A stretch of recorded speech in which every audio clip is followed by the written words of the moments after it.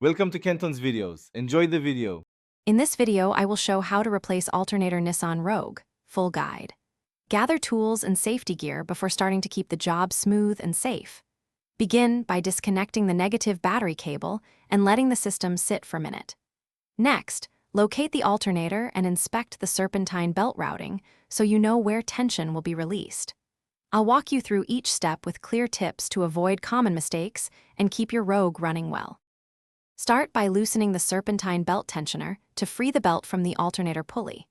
With the belt clear, unplug the electrical connectors and remove the main charging cable from the alternator terminal.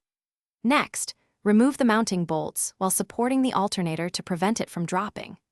Carefully maneuver the alternator out of the engine bay, noting bracket orientation and any spacers so reinstallation is straightforward and mirrored exactly in reverse. If you're finding this video helpful, please subscribe and like to support future guides. Quick recommendation: the Kindle Paperwhite is perfect for reading repair manuals or catching up on a book while bolts cool down. Its glare-free screen makes outdoor troubleshooting easier.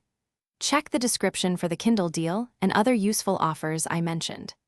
Thanks for supporting the channel, and now let's get back to the video. Place the new alternator into the bracket and hand start the mounting bolts to ensure correct alignment before tightening. Reconnect the main charging cable and electrical connectors, making sure terminals are snug and clean to avoid future issues.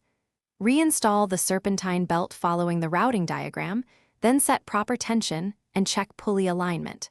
Finally, reconnect the negative battery cable and start the engine to confirm charging voltage and quiet operation. Thanks for watching. Consider subscribing if we helped you.